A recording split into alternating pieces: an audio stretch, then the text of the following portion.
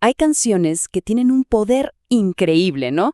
Esas que escuchamos en un evento deportivo, en un acto cívico y, de repente, se nos pone la piel de gallina. Son las canciones que definen a toda una nación. Bueno, hoy vamos a meternos de lleno en la historia y el poder que se esconde detrás de los himnos nacionales. Y esa es la pregunta del millón, ¿verdad? ¿Qué hace que una simple canción se convierta en el símbolo de todo un país? Porque, vamos a ver, no es solo la melodía o lo que dice la letra, hay algo más, algo mucho más profundo, una conexión casi mágica con la identidad colectiva. Miren, este es el plan. Vamos a empezar con el poder que tiene el canto en sí.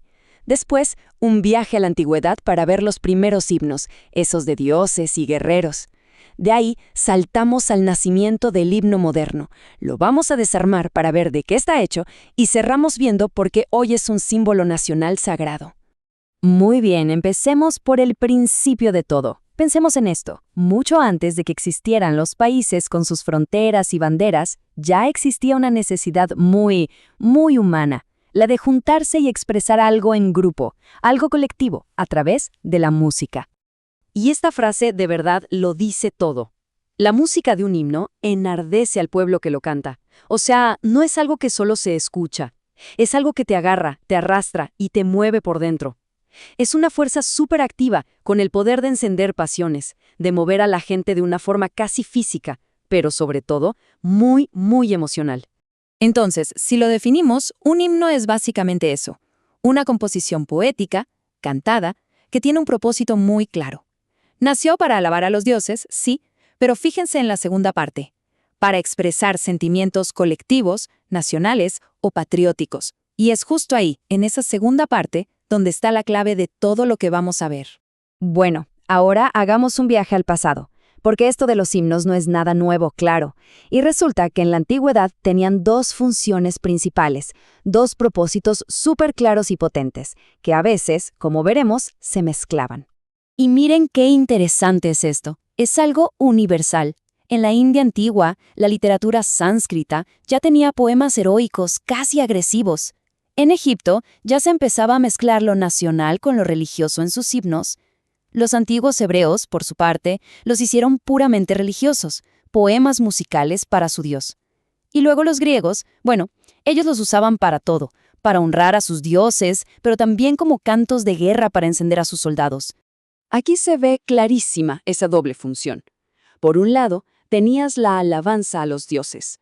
Los hebreos, por ejemplo, crearon poemas religiosos de una belleza increíble, sublimes. Y por el otro lado, tenías los cantos para la batalla, poemas agresivos, como los de la literatura sánscrita o los cantos de guerra griegos. O sea, el himno servía tanto para el alma como para la espada. Y todo esto nos lleva a un momento clave. Un verdadero punto de quiebre en la historia, el momento en que el himno da un giro de 180 grados. Ya no es solo para los dioses, ya no es solo para los ejércitos. Ahora se convierte en el canto de una idea completamente nueva. La nación. Imaginen el cambio que esto significó. Fue algo radical. De repente la lealtad que se expresaba en la música ya no era para el rey o para la iglesia, se transfería a este nuevo concepto, la nación. Ya no se le cantaba a una persona o a un dios, sino a una idea, a un colectivo, a la patria. Fue literalmente el nacimiento del patriotismo hecho música.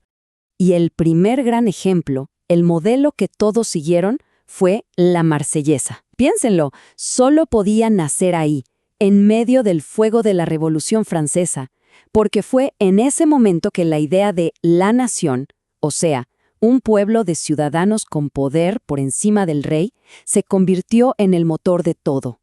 La Marsellesa no era una cancioncita, era una declaración de guerra a la tiranía, un llamado a las armas por la libertad.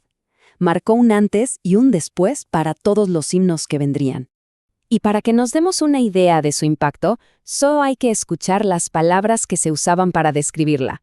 Vigor, energía, fogosidad subversiva, audacia, sentimiento patriótico, o sea, nada que ver con un canto religioso, ¿verdad? Esto es pura dinamita revolucionaria convertida en música. Fogosidad subversiva. Uf, qué buena descripción. Ok, ya vimos de dónde vienen. Ahora, ¿Qué tal si lo ponemos bajo el microscopio? Vamos a diseccionar un himno para ver qué tiene adentro, cuáles son esos ingredientes, esas ideas que lo forman. A ver, analicemos estos componentes. Primero, casi siempre un himno parte de un evento histórico importante, un momento clave que se convierte en canción. Segundo, su carácter es siempre público, solemne, sagrado. No es para ponerlo de fondo, ¿eh? Tercero, el mensaje es clarísimo. Patriotismo, heroísmo, busca inspirar cosas grandes. Y por último, está pensado como una obra enorme, para ser cantada por miles de voces al mismo tiempo, para unir a la gente y encender esa pasión colectiva. Al final, creo que esta frase lo resume todo. Un himno no es solo una canción impuesta por un gobierno. Para que de verdad funcione, para que la gente lo sienta suyo, tiene que conectar con algo mucho más hondo.